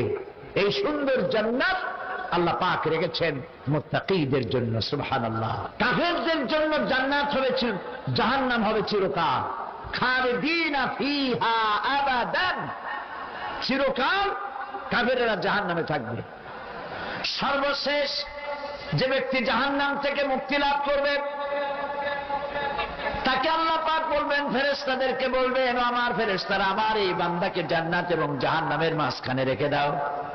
জান্নাত এবং জাহান্নামের মাঝখানে লোকটি যখন থাকার জায়গা পাবে সে জান্নাতের দিকে তাকায়া দেখবে আর কাঁদতে থাকবে। আল্লাহ পাক জিজ্ঞেস করবেন, বান্দারে যুগের পর যুগ ধরে জাহান্নামে কেঁদেছো, আমি রব্বুল আলামিন জাহান্নাম মাফ করে দিয়া জান্নাত জাহান্নামের মাঝখানে রেখে দিয়েছি, আযাব থেকে তো বেঁচে গেছো, এখন কান্দো কেন? লোকটি বলবে, রব্বুল আলামিন কান্দি এই কারণে, জাহান্নাম থেকে মাফ করেছো, তোমার শুকরিয়া আদায় করি। জান্নাত তো আমার কপালে নাই, কিসমতে নাই, কিন্তু জান্নাত আমি এখান থেকে দেখতে পাচ্ছি। জান্নাতের সুঘ্রাণ আমার নাকে আসতেছে, কপালে নাই যাওয়ার। আমি কাঁদি এই জন্য, তুমি যদি মেহেরবানি করে আমাকে জান্নাতের দরজার কাছে একটু দাঁড় করায় দিতা, প্রাণ ভরে তোমার জান্নাতের দৃশ্যটা একটু দেখতাম। আল্লাহ পাক তার আরজি পূরণ করবেন, বলবেন যাও, ফেরেশতাদের বলবেন এর জান্নাতের দরজার কাছে দাঁড় করায় দাও। জান্নাতের দরজার কাছে দাঁড়িয়ে লোকটি আবার কান্না শুরু করবেন। আল্লাহ পাক প্রশ্ন করবেন এবার কান্দো কেন? লোকটি বলবে রব্বুল আলামিন কান্দি এই কারণে, জান্নাতের এই দরজায় দাঁড়াইয়া জান্নাতের অফুরন্ত নেয়ামত কিছুই ভালো করে দেখা যায় না, শুধু অল্প জায়গা দেখি। যদি তুমি আমারে দয়া করে জান্নাতের মাঝখানে দাঁড় করায় দিতা, চতুর্দিকে তাকায়া তাকায়া দেখা কলিজারে ঠান্ডা বানাইতাম। তবে আমি ওয়াদা করি জান্নাতের কোন নাজ নেয়ামত, কোন ফল আমি খাবো না, ধরবো না, সইব না। একটুখানি মেহেরবানি করে মাঝখানে দাঁড় করাইয়া দাও, জান্নারে ঠান্ডা করি। আল্লাহ রব্বুল আলামিন ফেরেশতাদের বলবেন আমার এই বান্দারে জান্নাতের মাঝখানে দাঁড় করাইয়া দে। আল্লাহর নবী বলেন জান্নাতের মাঝখানে দাঁড়িয়ে লোকটি আগের চাইতে আরো জোরে চিৎকার মেরে কাঁদতে থাকবে। আল্লাহ পাক বলবেন বান্দারে কি হলো তোর? দরজার কাছে আসতে চাইছি রে, আইনা দিলাম। আবার এবার মাঝখানে আসতে চাইছো, তাও এনে দিয়েছি। আবার কান্দো কেন? লোকটি বলবে রব্বুল আলামিন এবার কান্দি এই জন্যে তুমি যখন দয়া করে একটিবার জান্নাতের মাঝখানে এনে আমাকে দাঁড় করায় দিয়েছো, তুমি রহমান রহিম গফুরুর রহিম, এই জান্নাত থেকে আবার আর বাইর করে দিও না। আল্লাহ রাব্বুল আলামিন বলবেন ও আমার বান্দারে, আমার এই জান্নাত তোর খুব পছন্দ হয়েছে নাকি? লোকটি বলবে রব্বুল আলামিন কলিজা ঠান্ডা হয়ে গেছে, ভাবতেও পারি না এই জান্নাত এত সুন্দর। আল্লাহ পাক বলবেন বান্দারে এরকম একটি নয়, দুইটা নয়, তোর জন্য আমি 10টা জান্নাত এরকম রিজার্ভ করে রাখছি। সুবহানাল্লাহ। আল্লাহ পাককে ভয় করে পৃথিবীর সমস্ত পাপ থেকে যারা নিজেকে রক্ষা করবে আল্লাহ তাদের জন্য এই জান্নাত রেখে দিয়েছেন। সুবহানাল্লাহ। সেই জান্নাতের রিসিপশন আপনারা আন্দাজ করতে পারবেন না রিসিপশন কারে কয়। কি এর প্রধানমন্ত্রী আর প্রেসিডেন্ট 4-5টা পুলিশ আর আর্মি এসে একটা ফট করে সেলুট মারলো, বাস শেষ হয়ে গেল, এরকম না। জান্নাতীদেরকে রিসিপশন দেওয়া হবে।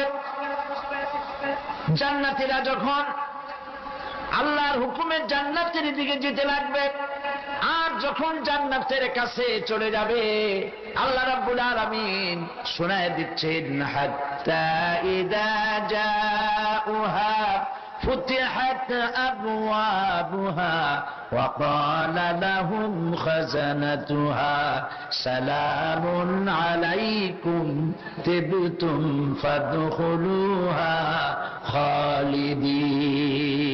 সুবহানাল্লাহ। জান্নাতীরা যখন জান্নাতে প্রবেশ করার দরজার মুখোমুখি হবে, দ্বার রক্ষীগণ তখন বলবে সালামুন আলাইকুম, আল্লাহর শান্তি তোমাদের উপরে বর্ষিত হোক। সুবহানাল্লাহ। দুনিয়ার টাটকা টাটকা সুখগুলি 2 পা দিয়ে ছেলে দিয়েছো, টাটকা সুখগুলি গ্রহণ করো নাই, হারাম খাও নাই, আল্লাহর দ্বীন কায়েমের জন্য রক্ত দিয়েছো, জীবন দিয়েছো, কষ্ট করেছো, আল্লাহকে ভয় করেছো, আমাদের সালাম গ্রহণ করো, জান্নাতের মধ্যে ঢুকে যাও চিরকালের জন্য। সুবহানাল্লাহ। আর বাইরে হওয়া লাগবে না, চিরকাল এই জান্নাতের মধ্যে তোমরা বসবাস করতে পারবে, আল্লাহ রাব্বুল আলামিনের ফেরেশতারা বলে দিবেন। জান্নাতের মধ্যে আল্লাহ পাক হুরদের সঙ্গে জান্নাতীদের বিয়ের ব্যবস্থা করে দিবেন। কোরআনে কারিমে আল্লাহ পাক বলেন মুত্তাকিইনা আলা সুরুজিম মাসফুফাতিন ওয়া যাওয়াজনাহুম বিহুরিন ঈন। সামনাসামনি ভাবে সাজানো সারি সারি আসন সমূহের উপর তারা ঠেস লাগায় বসে থাকবে, আর আল্লাহ রাব্বুল আলামিন হুরদের সাথে জান্নাতীদের বিয়ের ব্যবস্থা করে দিবেন। যেসব হুরের সঙ্গে বিয়ে হবে তাদের আল্লাহ পাক বিবরণ দিচ্ছেন কি রকম হবে তারা। লাম ইয়াতমিসহুন্না ইনসুন ওয়ালা জান। এর পূর্বে জিন এবং ইনসান এদেরকে কেউ স্পর্শ করে নাই। কিরকম তারা? كأنهن الياقوت والمرجان। যেমন ঝিনুকের ভিতরে মণিমুক্তা থাকে, এইভাবে আল্লাহ পাক তাদেরকে পবিত্র করে রেখে দিয়েছেন। আমার প্রিয় ভাইরা, আল্লাহ রাব্বুল আলামিন কোরআনে কারীমের ভিতরে বলেছেন, ফাবিআইয়ি আলা'i রাব্বিকুমা তুকাযযিবান। জান্নাত দান করে আল্লাহ পাক এবার জান্নাতীদেরকে সম্বোধন করে বলবেন, ইয়া ইবাদি লা খাউফুন আলাইকুমুল ইয়াওমা ওয়ালা আনতুম তাহজানুন। হে আমার বান্দারা, লা খাউফুন আলাইকুমুল ইয়াওম, আজ আর কোনো ভয় নাই। সুবহানাল্লাহ, সুবহানাল্লাহ। আজ আর কোনো ভয় নাই, কোনো চিন্তাও নাই, আরামে এই জান্নাতের মধ্যে বসবাস করো। এরপরে আল্লাহ পাক জিজ্ঞেস করবেন, ও আমার জান্নাতীরা, আমি যেসব ওয়াদা করছিলাম আমার ওয়াদা মোতাবেক সমস্ত নিয়ামত পেয়েছো? তারা বলবে, হ্যাঁ পেয়েছি, সব নিয়ামত আপনার ওয়াদা মোতাবেক সব পেয়েছি। আল্লাহ রাব্বুল আলামিন বলবেন, সব পাও নাই, ওয়ালাদাইনা মাজিদ, আমার কাছে আরো বেশি আছে। সুবহানাল্লাহ, আমার কাছে আরো বেশি আছে। জান্নাতীরা বুঝবে না সে আরো বেশিটা কি, এর থেকে আর বেশি কি। প্রিয় ভাই সব, নবী করিম সাল্লাল্লাহু আলাইহি সাল্লাম বলেছেন, জান্নাতের সুখ আর শান্তি কোন চোখ নাই যা দেখেছে, যা কোন অন্তঃকরণ নাই যা কল্পনা করতে পেরেছে। এই জান্নাত মুত্তাকিদের জন্য আল্লাহ রাখছেন। সুবহানাল্লাহ। জান্নাতীরা ভাবতেও পারবে না সেই নিয়ামতগুলি কি। প্রিয় ভাই সব, সেই মুহূর্তে আল্লাহর নবী মুহাম্মদুর রাসূলুল্লাহ সাল্লাল্লাহু আলাইহি ওয়াসাল্লাম বলবেন, রব্বুল আলামিন, আমার উম্মতেরা জান্নাতীরা বুঝতে পারে নাই আপনার কাছে কি নিয়ামত আরো বেশি আছে। আমার এই উম্মতেরা জান্নাতীরা আপনার ওয়াদা মোতাবেক সব পেয়েছে, কিন্তু একটি জিনিস এখনো তাদের কিসমতে হয় নাই। সেই জিনিসটা হলো, যারা তার রবকে না দেখে শুধু কোরআন আর হাদিসের কথা শুনে আরবের ঘুম হারাম করে তাহাজ্জুদের নামাজ আদায় করেছিল, চোখের পানি ফেলেছিল, যারা জান্নাত দেখে নাই, জাহান্নাম দেখে নাই, আপনাকে ভয় করে যারা জীবন পরিচালনা করেছিল, যারা আপনাকে দেখে নাই, না দেখে শুধু কোরআন হাদিস বিশ্বাস করে যারা অকাতরে নিজেদের জীবন বিলায় দিয়েছিল, এই জান্নাতীরা এখন পর্যন্ত তার রবকে দেখতে পারে নাই। আল্লাহ রাব্বুল আলামিন তার সামনে থেকে 70,000 পর্দা সরে যাবে। আল্লাহ পাক বান্দাদের আরজি পুরা করার জন্য জান্নাতীদের সামনে তিনি জালোয়া ফরোজ হবে। কোরআন শরীফের ভিতরে আল্লাহ পাক বলেন, জান্নাতীরা তারা আল্লাহর দিকে, জান্নাতীরা তার রবের দিকে তাকিয়ে থাকবে, আর রব তার বান্দাদের দিকে তাকায়া থাকবে। প্রাণ ভরে জান্নাতীরা রবকে দেখবে। সুবহানাল্লাহ, আল্লাহ পাককে দেখবে। প্রাণ খুলে আজ দোয়া করি, রব্বুল আলামিন জান্নাতের যেই পরিবেশে, যেই জায়গায় তুমি দয়া করে তোমার গোলামদেরকে তুমি নিজেই দর্শন দিবে, দেখা দিবে। মনিব গো, ও আমাদের রব, আজ এই বিশাল জনসমুদ্র নিয়ে তোমার দরবারে আবেগ ভরা কণ্ঠে বলি, যে অনুষ্ঠানটি তুমি এমন মুবারক অনুষ্ঠান করবে যেখানে তুমি জান্নাতীদেরকে দেখা দিবে, ওই জান্নাতের কোনো একটি, ওই অনুষ্ঠানের কোনো একটি কোনায় কানায় আমাদেরকেও দাঁড় করাইয়া দেখান তো।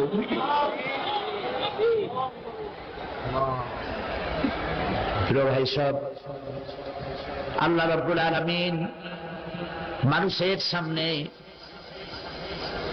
এত সব নিয়ামত রেখেছেন, এই জান্নাত দান করবেন।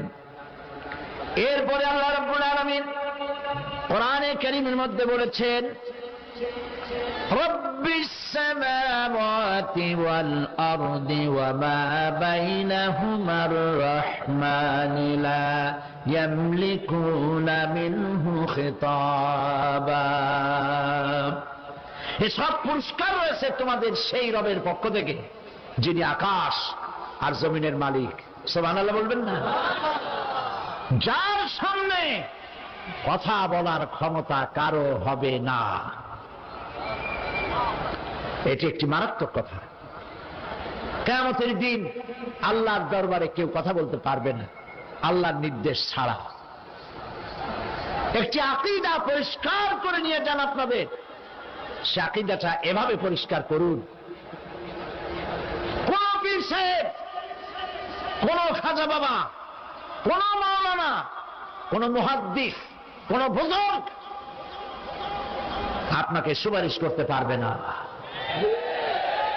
যদি না আল্লাহ পাক তাকে কথা বলার তৌফিক না দেন। মনে থাকবে এটা। আয়াতুল কুরসির ভিতরে আমরা পড়ি, মান যাল্লাযী ইয়াশফাউ ইনদাহু ইল্লা বিইযনিহি। আল্লাহ পাক বলেছেন কিয়ামতের দিন আল্লাহর দরবারে কার সাহস আছে কথা বলতে পারে? মান যাল্লাযী ইয়াশফাউ ইনদাহু ইল্লা বিইযনিহি। আল্লাহর ওয়াদা ছাড়া, হুকুম ছাড়া আল্লাহর সামনে কথা বলার সেদিন কেউ থাকবে না। সুবহানাল্লাহ। কেউ কথা বলতে পারবে না। সুপারিশ করতে হবে আল্লাহ যারে বলেন তুমি করো, অমুকের জন্য করো, সেই ব্যক্তি শুধু তার জন্যই করতে পারবে, আর কেউ কথা বলতে পারবে না। সেই কঠিন হাসরের ময়দান যেদিন শুধুমাত্র আল্লাহ পাক কথা বলবেন, আর যারে বলতে বলবেন সেই কেবলমাত্র বলতে পারবে। সুপারিশ এটি আল্লাহ পাক কিয়ামতে পারমিশন দিলে বলা যাবে। হযরত ইব্রাহিম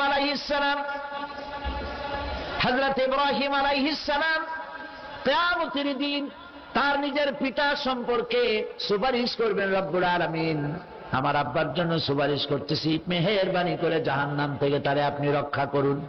আল্লাহ রব্বুল আলামিন বলবেন, ইব্রাহিম তোমার সুপারিশ মঞ্জুর হবে না। প্রিয় ভাই সব, একটু মাথা খাটান, চিন্তা করেন। জাতির পিতা কে? জাতির পিতা চিল্লায় বলুন, কলিজা সাফ করে ফেলুন। মুসলমানদের জাতির পিতা হাফিজ আমি কেউ হতে পারে না।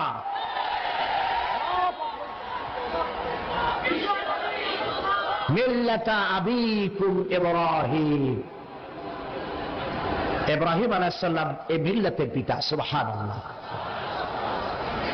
হযরত ইব্রাহিম আলাইহিস সালাম কিয়ামতের দিন বলবেন, আল্লাহ আমার আব্বার জন্য সুপারিশ করছি। আল্লাহ পাক বলবেন মঞ্জুর হবে না। আসর তোমার পিতা হতে পারে, কিন্তু আমার খলিলকে আগুনে ফেলার জন্য নমরুদকে সে সহযোগিতা করেছে, আমি তোমার পিতাকে ক্ষমা করব না। নবী করিম সাল্লাল্লাহু আলাইহি সাল্লামকে সাহাবায়ে কেরাম জিজ্ঞেস করেছেন, হে রাসূল, আপনার আব্বা এবং আম্মার অবস্থা কি হবে?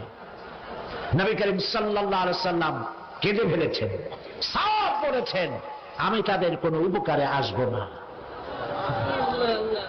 আল্লাহু আকবার। আপনি মনে করছেন নাকি যে ইয়া নবী সালাম আলাইকা বলি অমনি নবী সুপারিশ পাবেন? এত সহজ।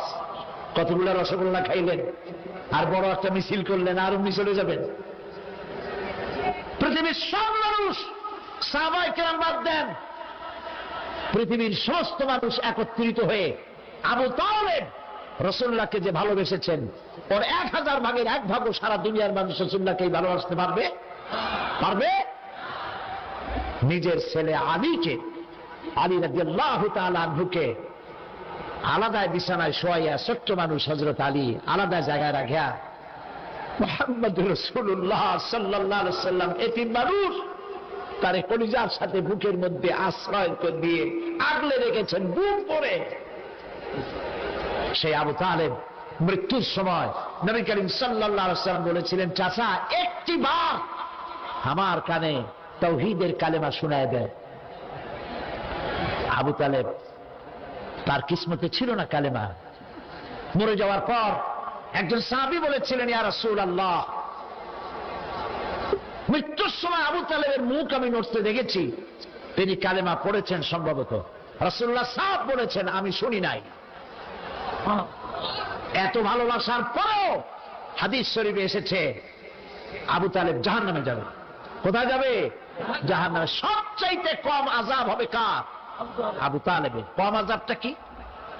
হাদিস শরীফে এসেছে কম আযাব হলো জাহান্নামের আগুন দিয়ে এক জোড়া জুতা তৈরি করে আবু তালেবের পায়ে পরিয়ে দেওয়া হবে। সেই জাহান্নামের আগুনের তৈরি করা জুতার চাপে আবু তালেবের মাথার ঘিলুগুলো টকবক করে পড়তে লাগবে। এত ভালোবেসে যদি কিয়ামতে উপায় না হয়, আপনি ইয়া নবী সালাম আলাইকা, ইয়া রাসূল সালাম আলাইকা, আর কতগুলো জিলাপি খাইলেন, বড় একটা মিছিল করলেন। প্রিয় ভাই সব, এইসব বেদাত ছাড়ুন, এগুলি সুস্পষ্ট বিদাত। রাসূলুল্লাহকে ভালোবাসবেন, সাহাবীরা যেভাবে ভালোবেসেছেন ওইভাবে ভালোবাসবেন। আল্লাহ রাব্বুল আলামিন বলেন, যালিকাল ইয়াউমুল হক ফামান শাআ আত্তাখাযা ইলা রাব্বিহি মাআবা। এই দিনটি অবশ্যই আসবে, সেদিনটি নিশ্চিতভাবে আসবে। আর এখন যার ইচ্ছা সে তার রবের দিকে অগ্রসর হোক। ইন্না আনজারনাকুম আযাবান করিবান ইয়াওমা ইয়ানজুরুল মার'উ মা কদ্দামাত ইয়াদাহু ওয়া ইয়াকুলুল কাফিরু ইয়া লাইতানি কুনতু তুরাবা। ইন্না আনজারনাকুম আযাবান করিবা, খুব নিকটবর্তী একটি আযাব সম্পর্কে আমি তোমাদেরকে সতর্ক করে দিলাম। কে বলতেছেন? আল্লাহ পাক। লক্ষ্য করুন আল্লাহ কি বলছেন, খুব নিকটবর্তী একটি কঠিন শাস্তি আযাব অর্থাৎ কিয়ামত, এ সম্পর্কে আমি তোমাদেরকে সতর্ক করে দিলাম। ইয়াওমা ইয়ানজুরুল মার'উ মা কদ্দামাত ইয়াদা, সেদিন প্রত্যেকটি লোক যা সে পাঠিয়ে দিয়েছিল এখানে, অর্থাৎ যা করেছিল সেগুলি সে দেখতে পাবে। আর তখন ওয়ায়াকুলুল কাফিরু ইয়া লাইতানি কুনতু তুরাবা। সেই কিয়ামতের ময়দানে অবস্থা দেখে কাফেররা বলবে, আহারে মানুষ না হইয়া যদি মাটি হইয়া যেতাম, যদি মাটি হতাম, যদি মানুষ না হয়ে না জন্মাতাম, আজ এই হাসরের ময়দানে এইখানে এই বিচারের মুখোমুখি হতাম না, মাটি হইলে বরং অনেক ভালো হতো। এই পৃথিবীতে আমরা এসেছি, চলে যাব, যাওয়ার আগে এই কোরআন একটি বিশাল জনগোষ্ঠী এমন বানাতে চেয়েছে যে জনগোষ্ঠী এই কোরআন দিয়ে একটি বিশাল সমাজ গড়বে, রাষ্ট্র গড়বে, এমন রাষ্ট্র গড়বে যেই রাষ্ট্রে দুঃখ থাকবে না, অশান্তি থাকবে না, যেখানে সুখ থাকবে, সমৃদ্ধি থাকবে, আর কিয়ামতের দিন আল্লাহর জান্নাতে তারা চলে যাবে। তেমন একটি সমাজকে আমরা চাই। সবাই বলেন, সেরকম একটি সমাজকে আমরা চাই। প্রিয় ভাই সব, কিয়ামতের দিন আমরা যেতে চাই জান্নাতে। কোথায় যেতে চাই বলেন? জোরে বলেন। এই জান্নাতে যাওয়ার জন্য দুইটা কাজ করতে হবে। কয়টা কাজ? আল্লাহ রাব্বুল আলামিন বলেন, ফামান কানা ইয়ারজু লিকাআ রাব্বিহি ফালইয়ামাল আমালান সালিহান ওয়া লা ইউশরিক বিইবাদাতি রাব্বিহি আহাদা। আল্লাহ পাক বলেন, যে বাজারা আমার সঙ্গে দেখা করতে চায় কিয়ামতে, দুইটা কাজ করা লাগবে। বলেন কয়টা কাজ? একটা হলো নেক আমল। কি আমল বলেন? নেক আমল। নেক আমল কারে বলে? নেক আমল করতে হলে আবার দুইটা শর্ত লাগে। এক নম্বরে কাজটা করতে হবে আল্লাহরে খুশি করার জন্য। কারে খুশি করার জন্য? একটা মাদ্রাসা বানাইছি যাতে লোকেরা বলে যে বড় একটা মাদ্রাসা বানাইছে, এই জন্য মাদ্রাসা বানাবেন, মসজিদ বানাবেন, হসপিটাল বানাবেন, যা কিছু করেন, নিয়ত হবে আল্লাহকে খুশি করা। নিয়ত হবে কারে খুশি করা? আল্লাহ পাককে খুশি করা। এই হলো নেক আমলের প্রথম শর্ত। কাজ হবে আল্লাহকে খুশি করার জন্য। 2 নম্বরে কাজটি হতে হবে সুন্নতে নববী সাল্লাল্লাহু আলাইহি ওয়াসাল্লামের উপরে। মনে রাখবে, দাড়ি রাখবো কেন রাখবো? রাসূলের সুন্নাত। রাখবো কারে খুশি করার জন্য? আল্লাহ খুশি করার জন্য। রাখবো কার মতো? রবীন্দ্রনাথের মতো, কার্ল মার্কসের মতো, কবির মতো নয়। রাখতে হবে কার মতো? নবীর মতো। বুঝে নেন, কাজটা হতে হবে আল্লাহকে খুশি করার জন্য। 2 নম্বরে কাজটা হতে হবে সুন্নতে নববী সাল্লাল্লাহু আলাইহি ওয়াসাল্লামের উপরে হতে হবে। তাহলে এই হলো 1 নম্বর। জান্নাতে যাওয়ার জন্য, আল্লাহর সাথে দেখা করার জন্য 1 নম্বরের কাজ হলো নেক আমল। বলেন 1 নম্বরের কাজ কি? 2 নম্বরের কাজ ওয়ালা ইউশরিক বিইবাদাতি রাব্বিহি আহাদা। আল্লাহ রাব্বুল আলামিনের ইবাদতের সাথে কাউকে শরীক স্থাপন করা যাবে না। আমরা যারা মুসলমান, অধিকাংশ মুসলমান শিরকের ভিতরে মুবতলা হয়ে আছে। বিশ্বাস করেন কিনা বলেন?